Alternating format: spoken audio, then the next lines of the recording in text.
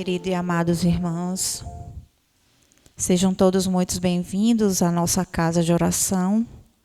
Vamos dar início à nossa primeira doutrinária da semana. Vamos agradecer, né? Agradeço também aos nossos queridos irmãos internautas que depois vão assistir essa nossa palestra, assim quando ela subir para o nosso canal do YouTube.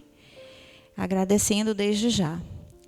E para iniciar, a gente vai começar, hoje o tema que iremos trazer é salário, e o nosso palestrante da noite é o nosso querido irmão Marcelo Martinho. Então vamos iniciar a nossa prece para darmos início também à nossa doutrinária de hoje.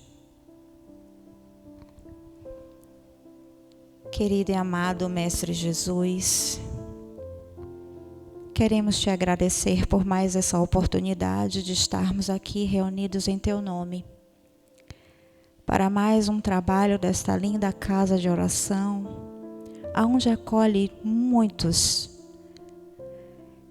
que traz para nós o lenitivo necessário para as nossas dores. Não seria diferente a gente poder estar aqui e agradecer por mais uma oportunidade de aprendizado. Agradecer pelos momentos vivenciados por cada um de nós. Pelos nossos familiares, pelas pessoas que estão no nosso ciclo reencarnatório. E que faz parte do nosso processo de progresso, de evolução.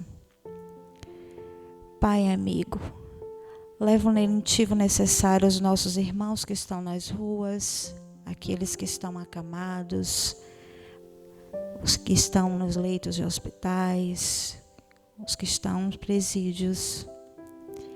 E em especial pedimos também aos nossos queridos irmãos que estão curtindo o carnaval, né, que estão brincando o carnaval, e aqueles que estão também trabalhando no circuito, pedindo a proteção divina a cada um deles que lá se encontram.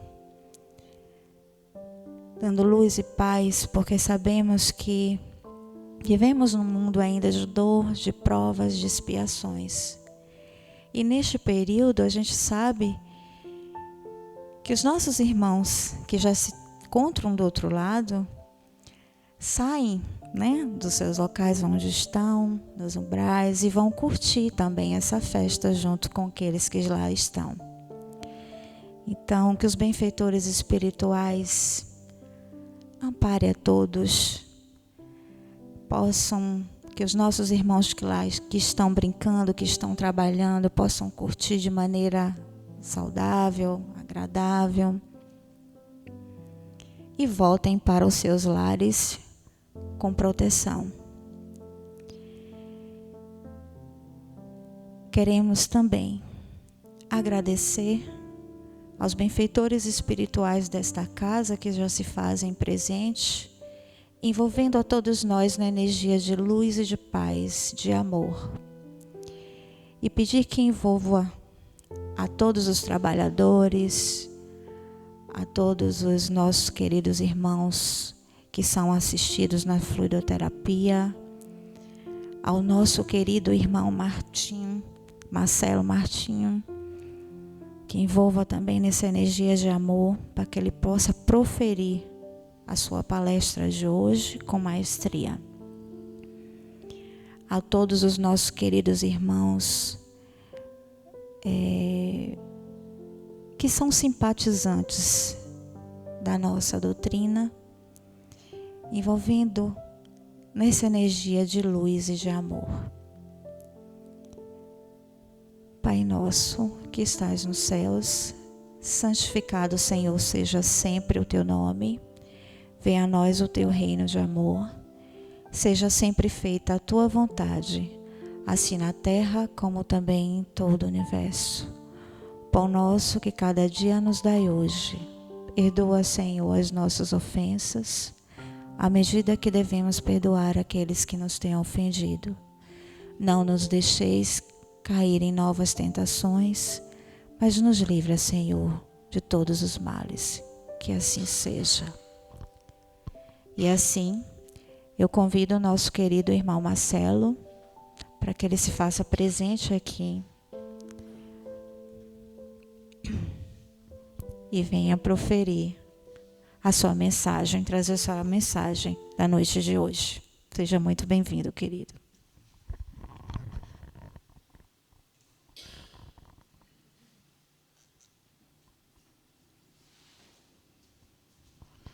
Meus irmãos, que a luz do Mestre Jesus nos envolva hoje e sempre.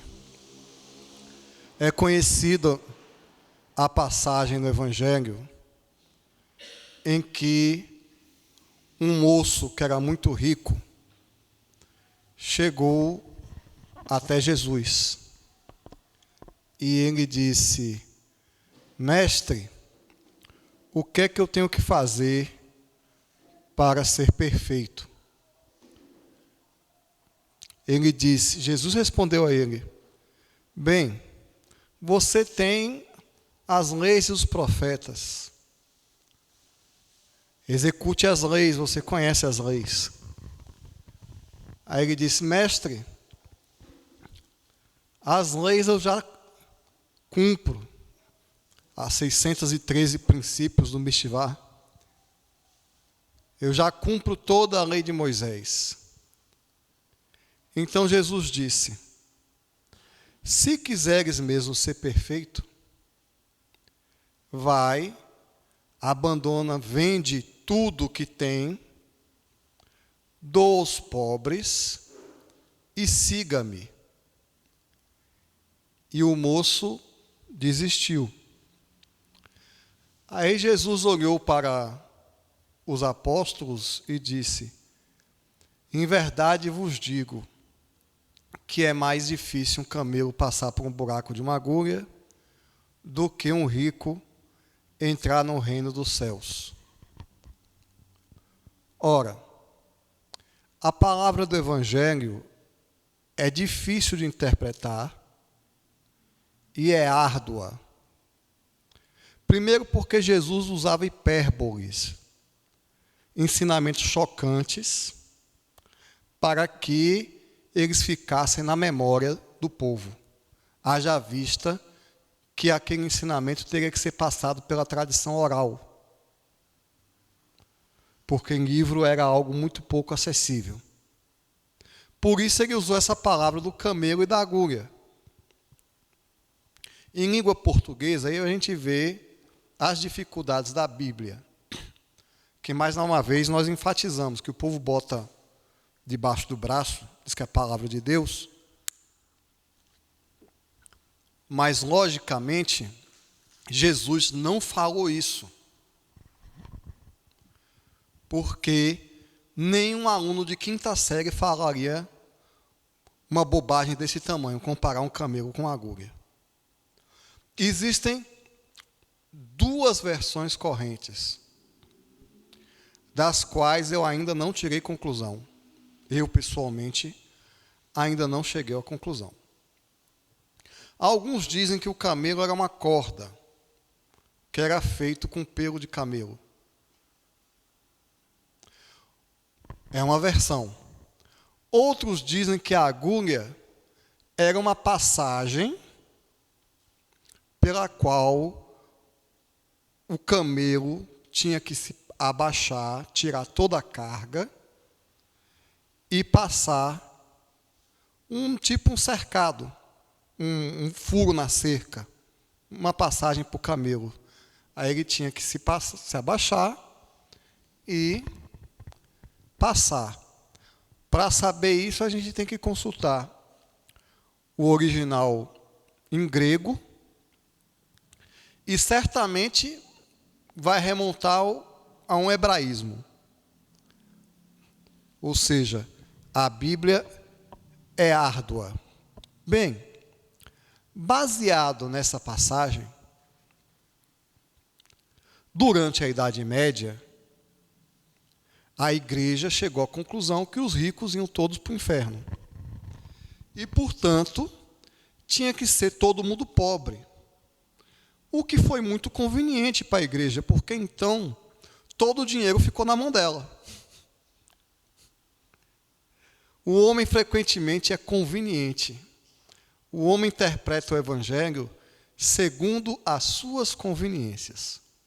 Como todo centro de poder político, econômico da Europa estava concentrado na igreja, então durante 1000 anos se pregou a pobreza, porque todo mundo tinha que ser pobre, menos a nobreza e o clero.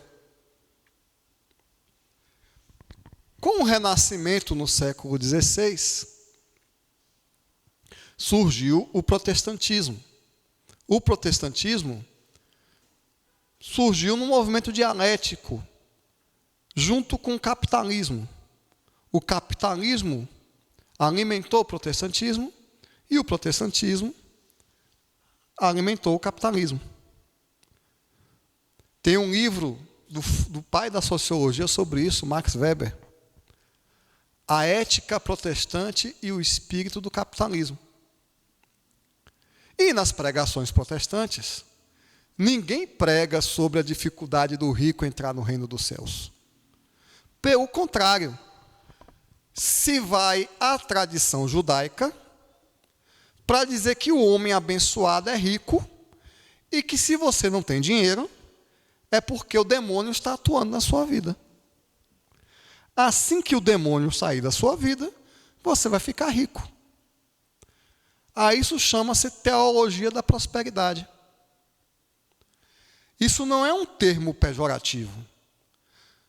Um pastor protestante, no século XIX, criou a teologia da prosperidade. Isso é uma linha teológica de que o homem abençoado por Deus, ele tem que ser tão próspero quanto Deus, porque Deus é prosperidade. E aí vai as tradições do Antigo Testamento, que toda vez que o povo judeu, que o rei ficava fiel a Deus, Deus dava vitória a ele. Então, nós temos duas vertentes ideológicas. Na vertente católica, nós vemos que a riqueza é algo que leva para o inferno. As ordens monásticas católicas, padres e freiras, todos fazem voto de pobreza. E o rico tem que dar seus bens para a igreja. Essa é uma vertente. A outra vertente é que a pobreza é um inferno.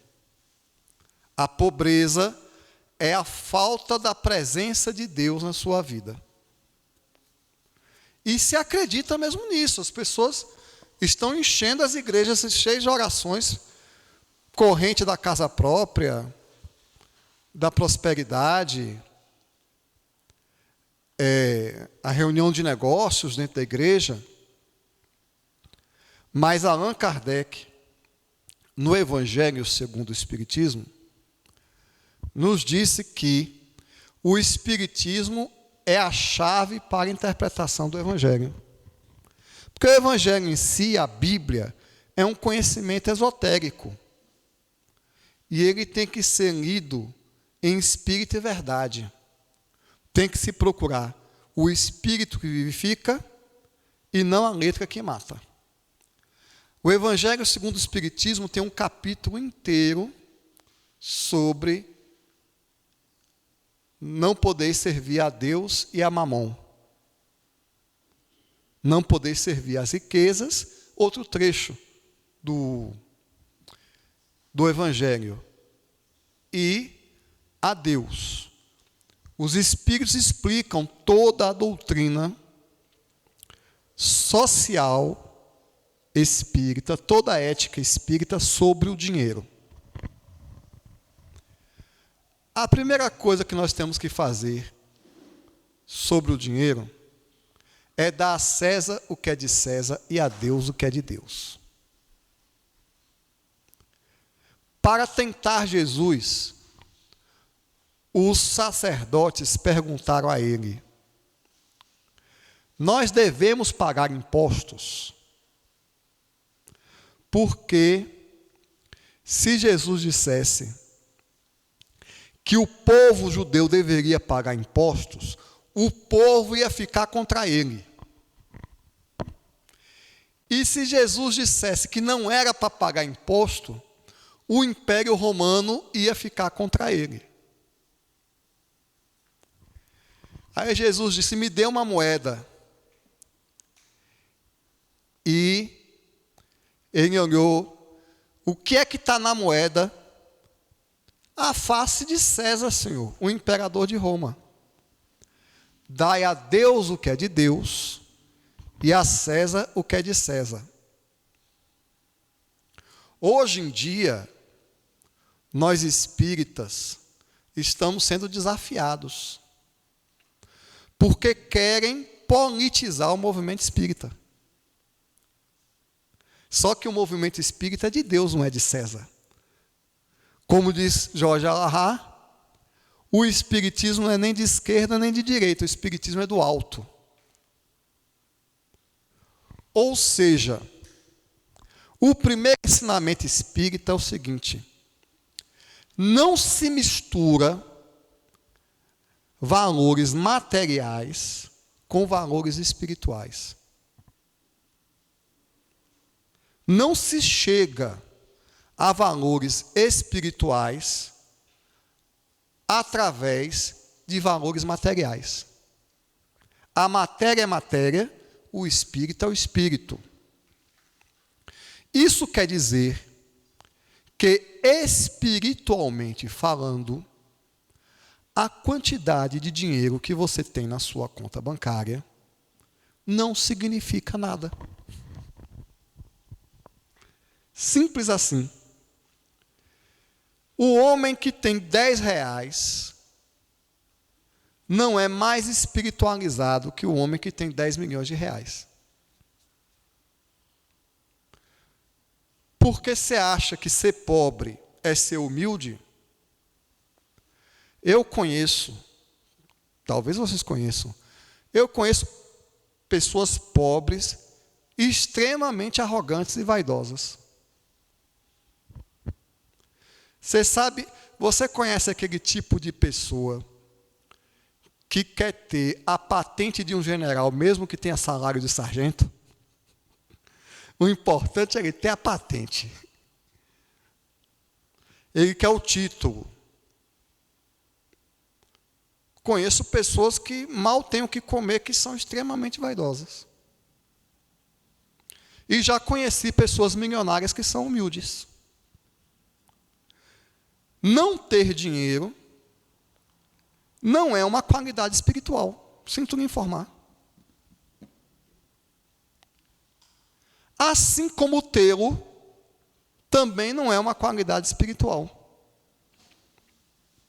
Os teólogos da prosperidade têm que lembrar que algumas das personalidades mais luminosas que passaram pela Terra não tinham dinheiro nenhum, como Francisco de Assis ou Chico Xavier.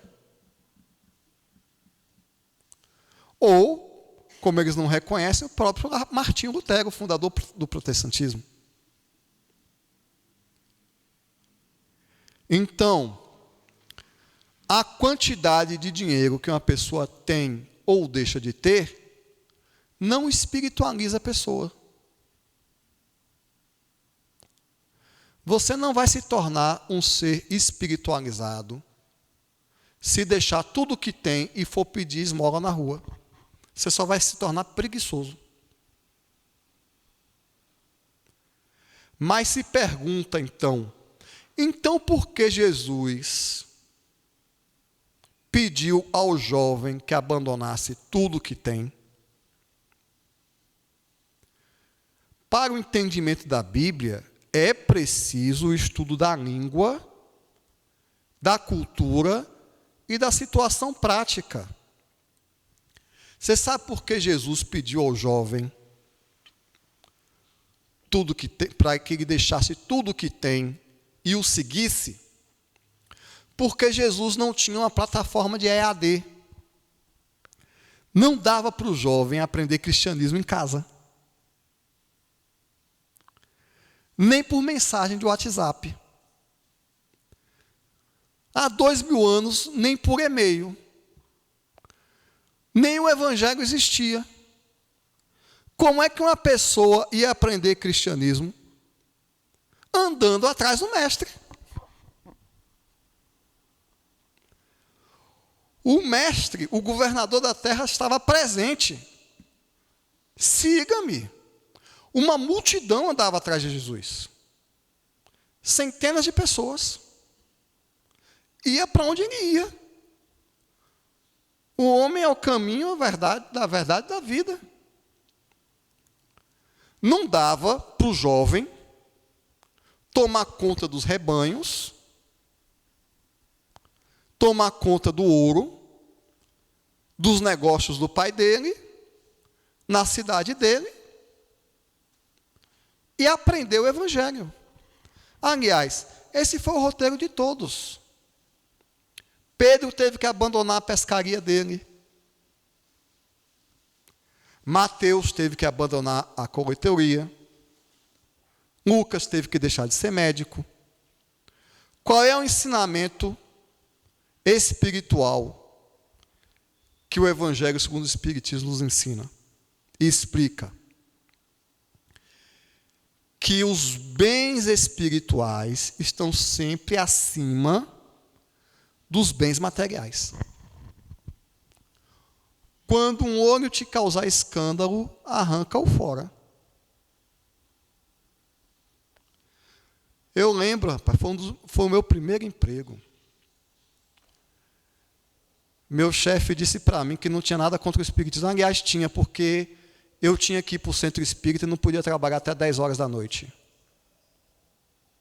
Eu perdi o emprego. Não, no meu centro espírita tu não mexe não, filho. Eu fico sem dinheiro e vou para o centro espírita. Existem momentos em que o homem tem que escolher e saber o que é mais importante para a vida dele. E o mais importante é o espírito. Agora, o que é que acontece com os homens da terra? Eles ficam trabalhando para ganhar dinheiro e ver se sobra um tempo para Deus. Aí executam aquela profecia do Dalai Lama, que o homem é interessante. Passa a vida toda se desgastando para ganhar dinheiro e depois gastam o dinheiro todo recuperando a saúde que perderam. Eu já tive um momento assim que eu diminuí minhas atividades espíritas para ganhar dinheiro. Continuei pobre e ainda fiquei perturbado. Ou seja, como diz o Evangelho, até o que ele tem lhe será tirado. Aí eu voltei para o caminho. Então, o que é que nós temos a dizer sobre a passagem do moço rico? O Filho de Deus tem que entender o que é mais importante.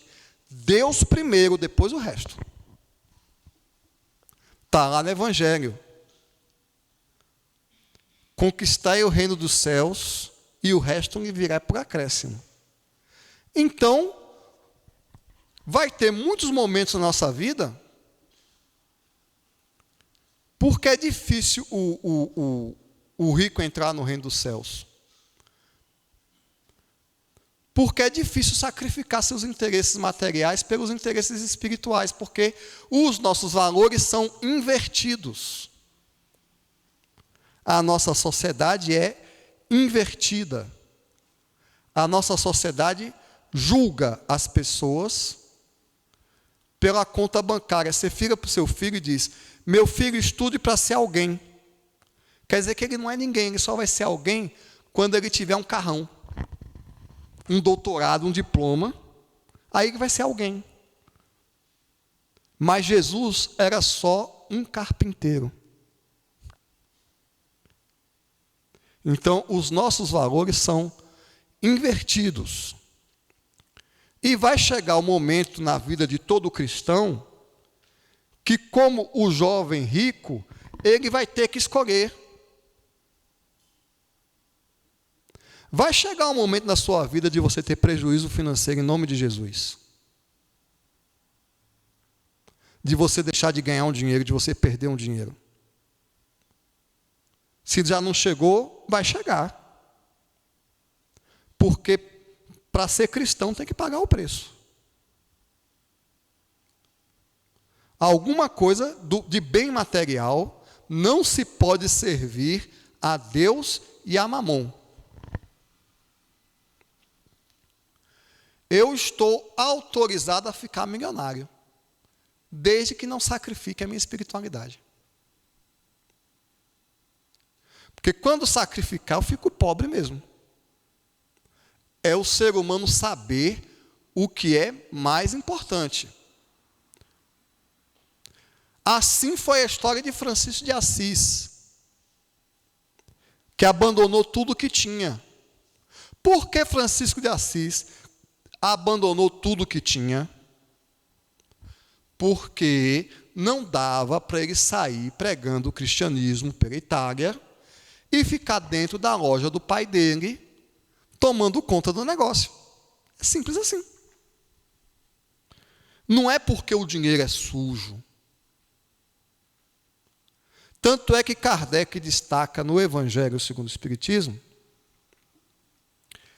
que Jesus não disse que era impossível um rico entrar no reino dos céus. Ele disse que era difícil. E os espíritos explicam qual é o problema do dinheiro. Que o dinheiro é o excitante de todos os vícios. Tem um filme nacional que é Juntos até que a loteria nos separe.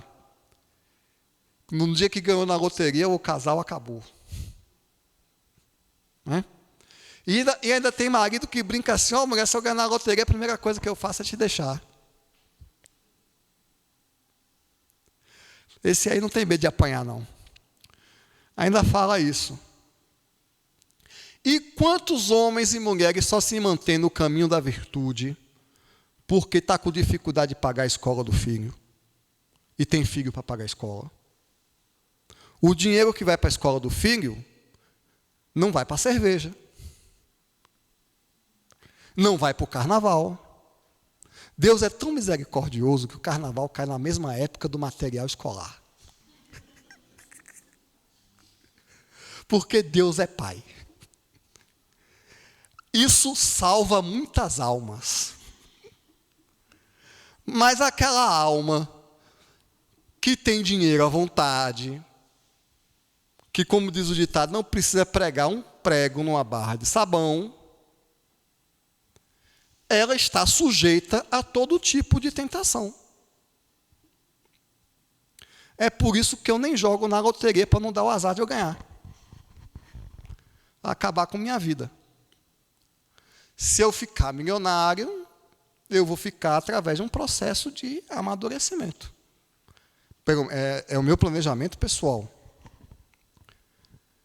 Mas no Evangelho segundo o Espiritismo, Kardec diz que a riqueza é necessária. Tem um verbete no Evangelho segundo o Espiritismo chamado a utilidade providencial das riquezas. Primeiro, nós vamos esclarecer uma coisa. Os Espíritos colocam claramente: a igualdade de renda é antinatural. Todo mundo ganhar o mesmo salário é antinatural, por uma questão muito simples. Porque ninguém é igual a ninguém. Kardec ainda pergunta aos espíritos por que nem todo mundo é rico. A resposta dos espíritos no Evangelho segundo o Espiritismo é a seguinte: porque nem todo mundo tem a mesma habilidade e a diligência para ganhar dinheiro e a precaução para conservá-lo. Então, os espíritos colocam: não é natural uma sociedade comunista igualitária. Porque existe diversidade de talentos, diversidade de características e diversidade de missões. O espírito, ele tem que ter o dinheiro necessário para executar a missão dele. Por exemplo, Francisco de Assis tinha que ter dinheiro nenhum. O dinheiro é um peso.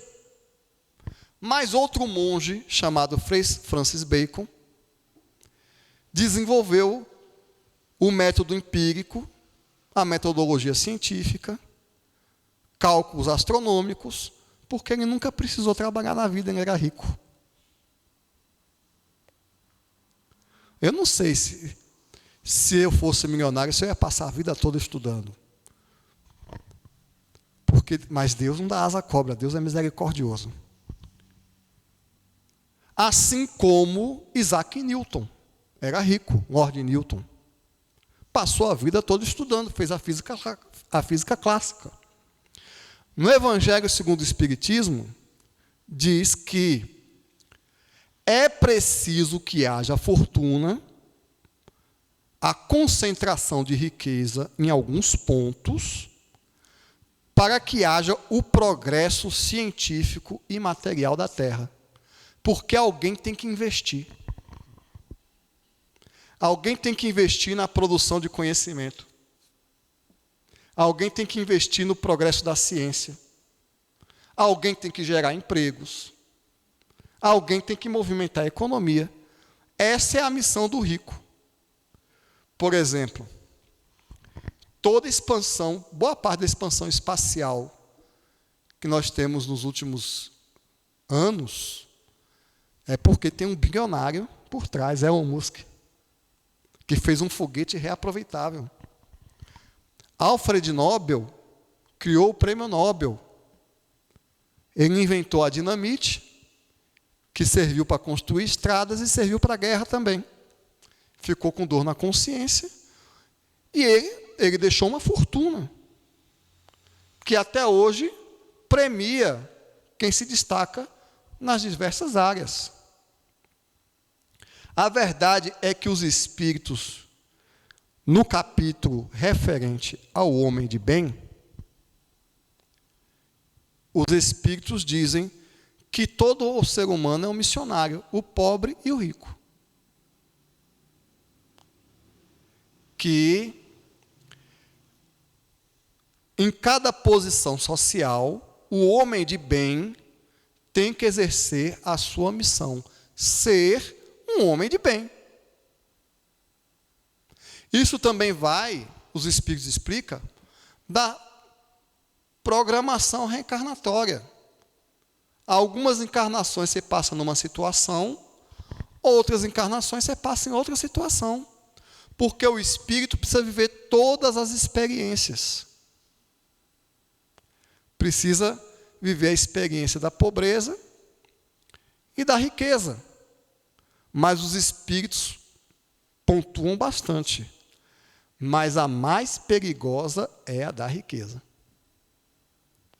É o que bota as almas a perder. Então, os ricos estão sob uma provação terrível. Porque tem dinheiro para fazer bobagem. E os abusos do poder, que foram praticados e que são praticados ainda hoje. Além do mais, os Espíritos nos explicam que quem tem o mais forte em qualquer aspecto da vida tem que amparar o mais fraco.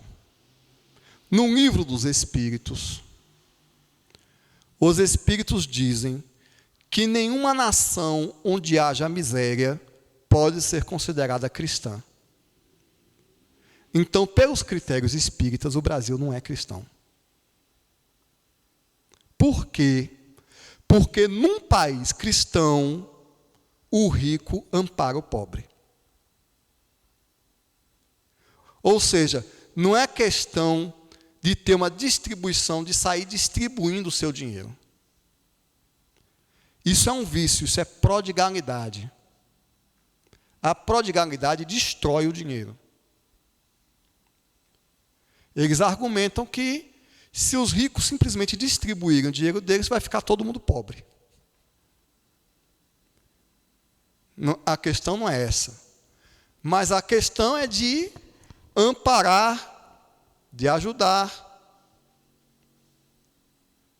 de servir. Quem tem possibilidades tem deveres perante a lei de Deus.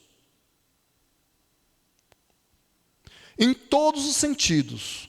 Quem tem tesouros, a quem muito foi dado, muito será pedido.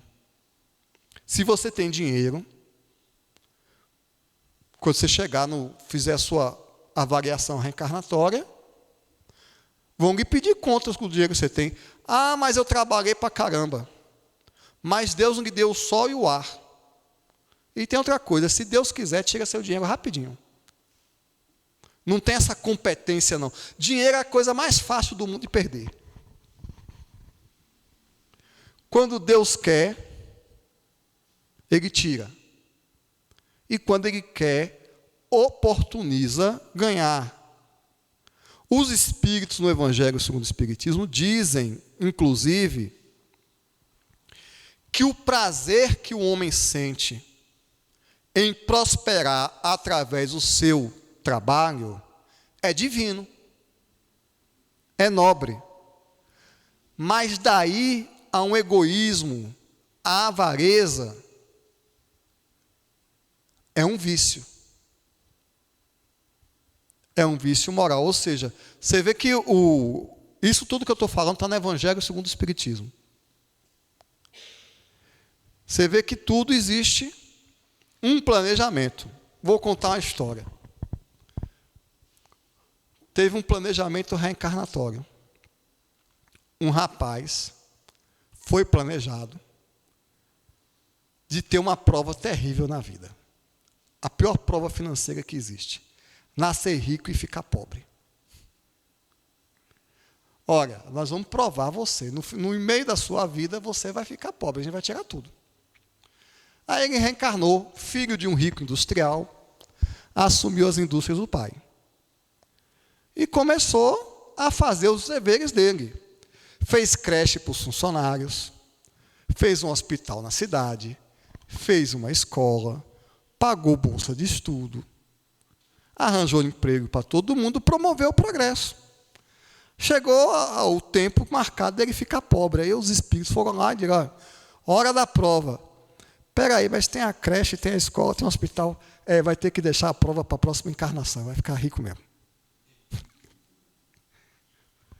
O homem é senhor das suas obras. Agora, sabendo que existe um planejamento na nossa condição financeira e que determinados espíritos precisam passar por determinadas lições e que determinadas limitações nos são impostas para o nosso próprio bem, é que quando um centurião romano, que é o assunto que Emmanuel trata no livro Pão Nosso, um centurião romano perguntou a Pedro como é que ele fazia para prosperar. Pedro disse, contentai-vos com o seu salário. Ou seja, se nós não temos a condição financeira que desejamos, e ninguém tem porque as necessidades econômicas de um homem são infinitas, né? Você compra uma bicicleta, você quer um carro. Você compra um carro, você quer uma Ferrari. Você compra uma Ferrari, você quer um avião. Você compra um avião, quer um iate. Se for para ter o dinheiro que você acha que precisa, né? Qual é a maior qualidade do ser humano cristão? Primeiro, ser grato a Deus pelo recurso que tem. E entender que o recurso que nós temos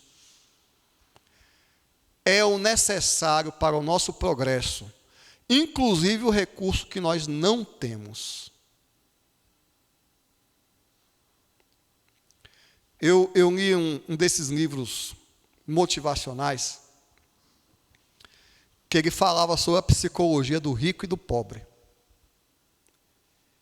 E ele disse que o maior problema do pobre é que ele se sente mal quando está sem dinheiro. E o rico, se quebrar, ele não se sente mal quando está sem dinheiro. Ele está providenciando meios de ganhar dinheiro. Então, o primeiro ponto para a prosperidade material é nós sermos gratos pelo que nós temos, até nós termos o que nós queremos. Se é que o que nós queremos nos fará bem, porque nós desejamos muita coisa que nos fará mal. É como o Curadá falou para a mulher que queria se curar da cegueira, que aquela cegueira estava preservando ela. Então, em situação nenhuma de penúria, o espírito cristão, ele deve perder a paz. A gente perde muito a paz por inveja e por orgulho. Vocês já refletiram quantas horas os seres humanos da Terra trabalham para ganhar dinheiro, para mostrar para os outros? O quanto de esforço para ganhar dinheiro, para vestir a roupa bonita para os outros verem, o carro bonito para os outros verem, a casa bonita para impressionar os outros. Quanta vida perdida a gente gasta por vaidade, por se comparar com os outros e tentando provar para os outros que nós somos melhores que eles. O quanto se trabalha nesse planeta, se desgasta, se estressa, 3 empregos, dívida no cartão. Isso para não falar no carnaval inesquecível. Vocês sabem o que é o carnaval inesquecível? É aquele que divide em 12 vezes no cartão e vai passar o ano todo pagando. É um carnaval inesquecível. Isso também está pontuado no Evangelho segundo o Espiritismo. Os Espíritos nos dizem que a maior parte das dores humanas são frutos das defecções morais do homem, do orgulho, do egoísmo, da vaidade. Os Espíritos chegam a dizer no Evangelho segundo o Espiritismo que tem pessoas que se dariam muito bem, viveriam muito tranquilo numa profissão humilde. Mas ele quer uma profissão que dê projeção social e aí vai trabalhar na profissão errada. Vai executar mal, vai se estressar. Porque não procurou a profissão que seria necessária ao seu desenvolvimento espiritual, a sua programação reencarnatória, a sua habilidade, a missão que ele tem naquela encarnação.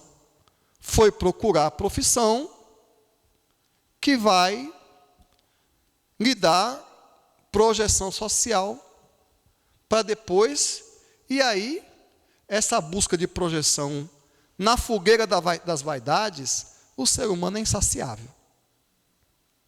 E está sempre estressado em busca de mais. Por isso que Pedro disse, contentai-vos com o seu soldo. Apliquem um bom senso. Primeiro, tenham gratidão por cada centavo, por cada pão que tem na sua casa. Porque tem gente que não tem pão. Toda semana, eu vejo com meus próprios olhos gente dormindo na rua, em cima de um lençol, debaixo de uma marquise. Porque faço trabalho social, vou na rua de noite e vejo. Eu lembro como se fosse hoje o dia que a gente deu o cobertor para uma pessoa. Ele comemorou porque ele ia usar de cama. Então, dai graças a Deus. Baixa um pouquinho o orgulho, a vaidade, porque o outro tem mais do que eu, e dai graças a Deus. O você dar graças a Deus que você tem, não quer dizer que você não vá progredir financeiramente. Você vai progredir financeiramente dentro de uma ordem natural, sem sacrificar os seus valores espirituais, sem entrar em depressão, sem ter crise nervosa, sem precisar ir para o terapeuta porque o vizinho comprou o carro que você não conseguiu comprar. Sem estresse, com equilíbrio, colocando Deus em primeiro lugar. Primeiro, suas atividades espirituais, seu estudo do Evangelho, a prática da caridade, sua atividade espírita. Pronto. Depois, os valores materiais, sem nunca sacrificar os valores espirituais, sem nunca passar por cima de ninguém, sem nunca fazer nada desonesto, mesmo quando forçado a isso. Perdendo um emprego quando alguém te pede para fazer uma coisa errada, tendo fé em Deus. Esse testemunho Paulo deu no livro Paulo e Estevão. São Paulo, ele trabalhava de dia para servir a Deus de noite. E, eventualmente, conquistar até algumas coisas supérfluas. Por quê? O que é necessário depende da necessidade do espírito. Eu, por exemplo, desencarno se não tiver Wi-Fi. Que será de mim sem internet? Né? Tem gente passando fome, mas eu preciso de internet. Eu pego o meu celular. Estava contando com o companheiro aqui. Eu tenho todos os livros de Chico Xavier no meu celular, na internet. Então, para mim é necessário trabalhar para ter um celular, para ter internet. Porque é a minha instrução. Ah, você vai dizer, mas isso não é necessário. Necessário é ter pão, leite e café, que tanta gente não tem. Não. Eu tenho que conquistar materialmente tudo que me for útil espiritualmente. Inclusive está na minha programação juntar um dinheirinho para um dia ir para o Egito ver as pirâmides. Eu acho que isso é necessário. Problema nenhum. Não é cultural? Imagine eu lá na pirâmide de Quéops lendo os hieroglifos. Você vai dizer, isso é um luxo. Talvez na minha caminhada evolutiva não. Depende da caminhada evolutiva de cada um. Você vai ter os recursos espirituais, os recursos materiais. Enquanto isso eu leio pela internet mesmo. Você vai ter os recursos, né? Porque Deus é Pai. Você vai ter os recursos materiais, vai em busca dos recursos materiais necessários para realizar os seus ideais espirituais. Tem um livro muito interessante sobre isso. Eu li esse livro. O Monge e o Executivo. O homem, um executivo de sucesso, empresário e tal, deu um nó na cabeça dele, deu um estresse. Ele pediu as contas, foi abandonar tudo e foi ser monge. Pronto. Por quê? Outra fase evolutiva na vida dele. Chega de dinheiro. Ele não precisava mais de dinheiro. Aí ele foi para o Tibete, foi lá estudar com os monges. A alma dele estava pedindo por isso. Eu não sei o que a alma de cada um está pedindo. Agora, eu tenho certeza, e os espíritos avisam também, que muitas das nossas necessidades são fictícias. Que a gente acha que a grama do vizinho é melhor. Porque muitas das nossas privações têm por finalidade nos manter na linha, porque Deus sabe o que faz e não dá asa à cobra. Mas, eventualmente, diante de determinadas necessidades evolutivas do espírito, pode vir a prosperidade material. Pode vir um acréscimo de salário. A pessoa pode conquistar isso, porque também é o seguinte, olha. O progresso do espírito é um progresso intelecto-moral. O processo de ganhar dinheiro, de dominar a matéria, faz parte do progresso intelectual do espírito. Então, o espírito, em enriquecendo, em prosperando materialmente, ele também está evoluindo. Ele está evoluindo porque ele está exercitando a inteligência, a persistência, o trabalho. É o progresso. O trabalho que gera prosperidade material atende à lei do progresso. A lei do progresso do espírito. O que vem, outro ponto. O seu trabalho tem que lhe progredir espiritualmente. Por isso que cada um tem uma profissão diferente. E que as profissões não têm que atender necessariamente ao interesse pecuniário, porque a pessoa precisa daquela profissão que vai desenvolver espiritualmente. Frequentemente até queimar um karmazinho. Você tem uma profissão, está num emprego, você está queimando karma. Matou no passado, é médico no presente.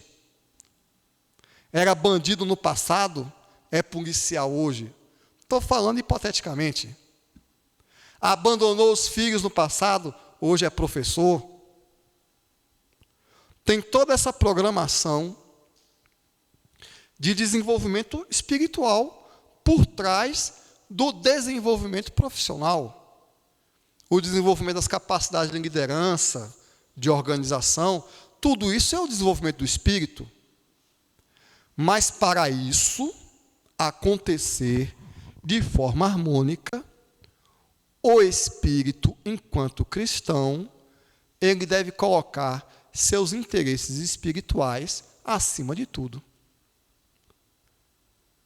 Ele tem que ser o espírita. O espiritismo não é simplesmente uma nova religião. O espiritismo é uma mudança de paradigma. Nós vivemos uma sociedade matério-centrada. Então, a gente vive em função do prazer, da família, do dinheiro, da vaidade, dos valores materiais. Nós passamos 90% do nosso tempo pensando na matéria. Um enorme desperdício de energia psíquica. A proposta espírita não é simplesmente você frequentar uma nova religião, com novos preceitos, com um novo culto, mas é você mudar o jeito de pensar. Pensando num paradigma espírito-centrado.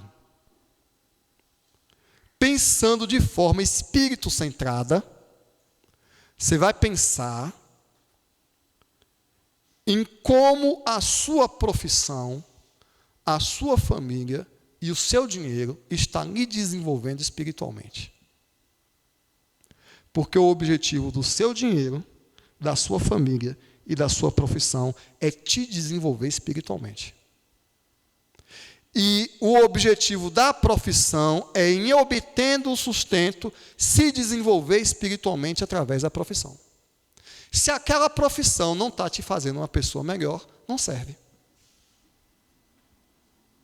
Ou se você não está se tornando uma pessoa melhor através da sua profissão, você não está adotando um modelo espírito-centrado. Nós somos espíritos imortais. Não se pode servir a Deus e a Mamon. Mamon, o dinheiro, tem que estar a serviço de Deus. O corpo, a matéria, tem que estar a serviço do Espírito.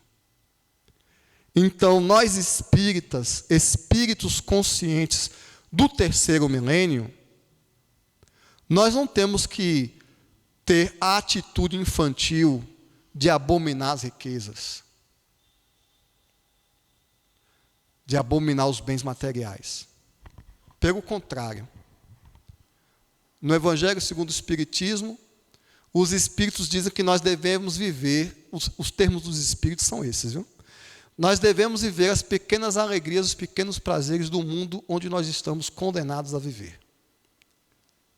Porque para os Espíritos esses prazeres são, né? Mas nós devemos viver a nossa vida terrena.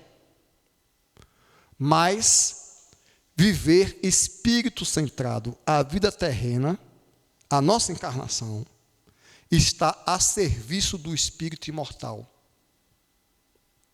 O nosso salário está a serviço do espírito imortal. Porque a maior parte das pessoas estão a serviço do dinheiro. Elas não usam dinheiro, elas são usadas por ele. Elas são usadas pela matéria.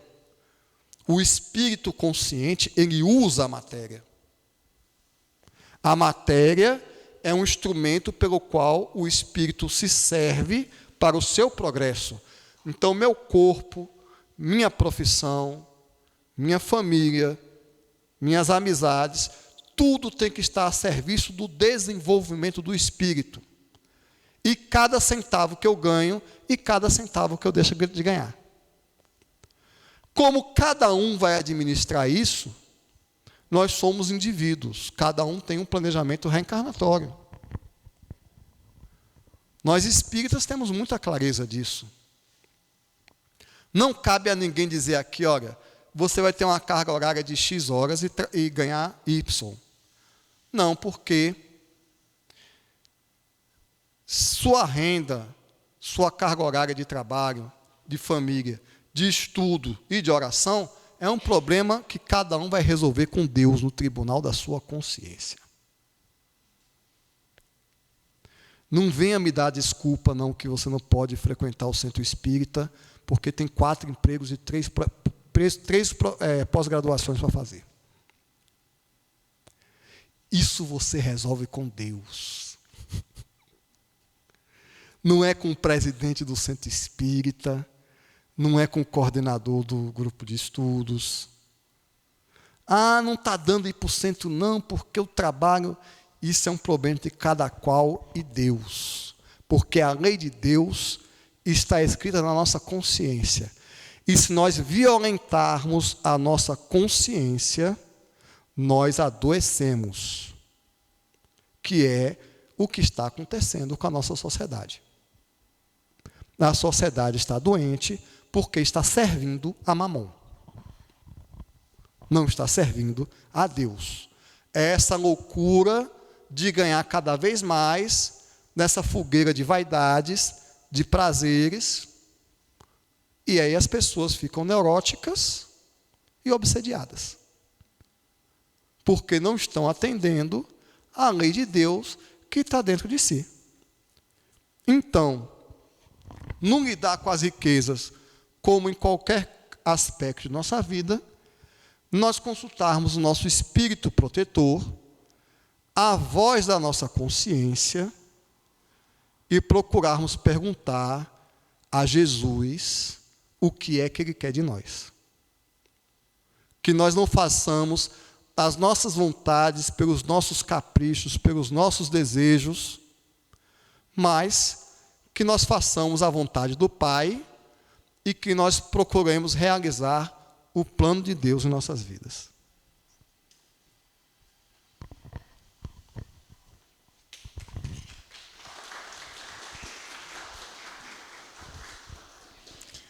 Gratidão, Marcelo, por essa palestra maravilhosa.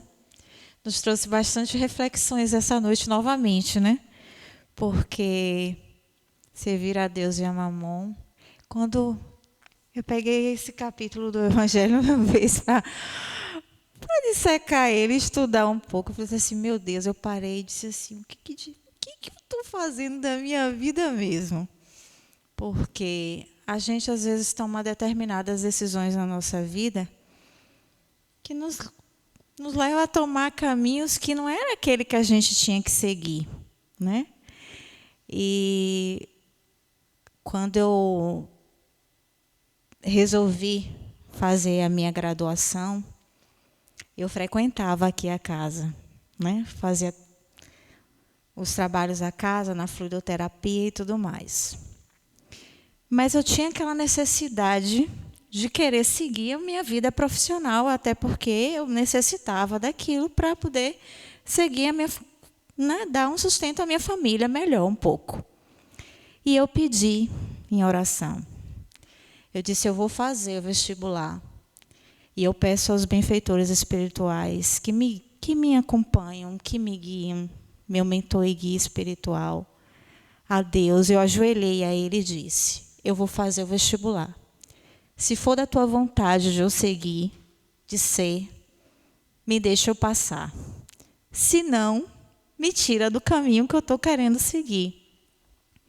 Até porque eu teria que abandonar o centro, porque a minha graduação era no período da noite, justamente no período em que eu servia aqui a casa alguns dias. E eu teria que me afastar dos serviços, porque não dava para estar aqui nos dois lugares ao mesmo tempo. E aí eu pedi que eles me dessem orientação, se fosse para seguir, que me deixasse. E aí veio. Eu passei no vestibular e tive que me afastar da casa. Fiquei, basicamente, o período da minha graduação fora. E pedi a eles também que, se pudesse, suspendessem a minha mediunidade naquele período em que eu estivesse. E eu recebi. O pedido que eu fiz, eu recebi a graça. Eu fiquei, meu período de graduação, fora. Mas quando foi chegando, terminando, né, a graduação, eu fui percebendo que as coisas já estavam voltando ao normal. E aí eles foram aos pouquinhos me ingressando a voltar. E aí eu retornei. Então, assim, a gente precisa, de fato, saber qual o propósito que a gente tem na nossa caminhada. Nós somos seres, né, como Marcelo bem trouxe, somos espíritos. Quando a gente tomar a consciência de fato que somos espíritos. E que tudo que a gente tem faz parte de uma programação. Faz parte do nosso processo da lei de progresso. Né? Nós projetamos isso no nosso planejamento reencarnatório.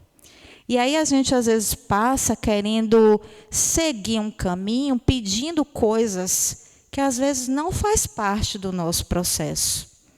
E aí a gente fica mergulhado naquilo, aí é onde vem o estresse, vem a agonia, porque a gente quer muito, porque, como ele falou, a grama do vizinho é bem mais verde do que a nossa. A gente olha para o que o outro tem e quer ter. E muitas vezes não está na nossa programação a gente ter aquela coisa que a gente quer naquele momento.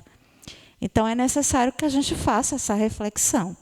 Né? O que a gente quer da vida? Porque, como ele bem trouxe, o que é que eu estou fazendo? Porque a nossa vida verdadeira é a nossa vida como espírito.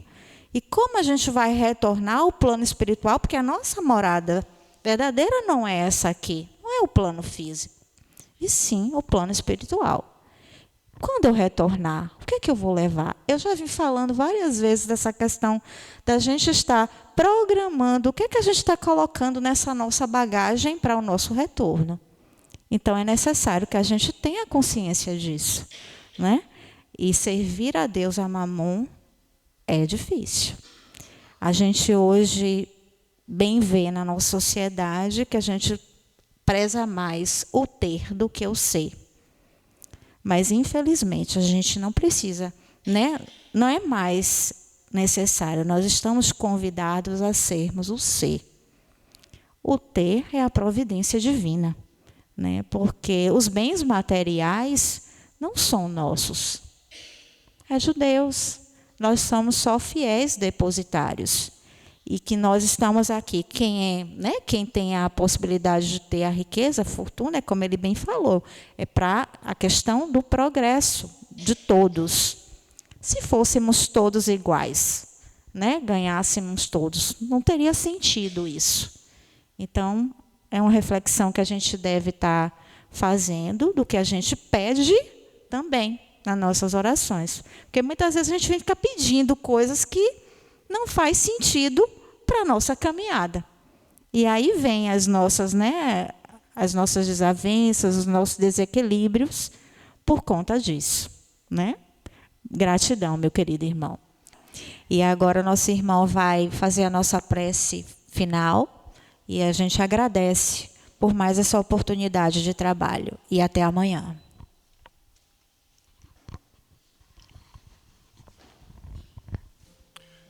Deus Todo-Poderoso, nós evocamos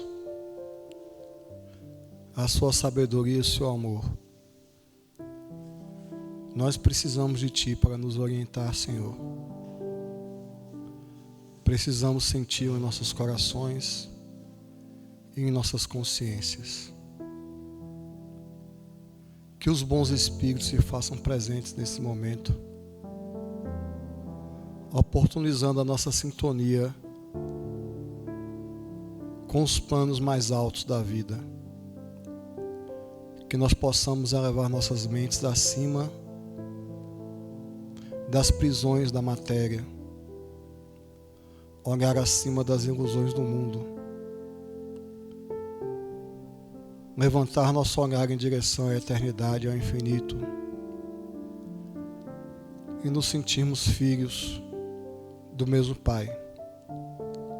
Senhor, desenvolve as nossas potências da alma, a caridade, o amor, a compaixão e a brandura. Desenvolve nossa paz, nossa vontade, e fazei com que nós nos tornemos a luz do mundo. Que assim seja.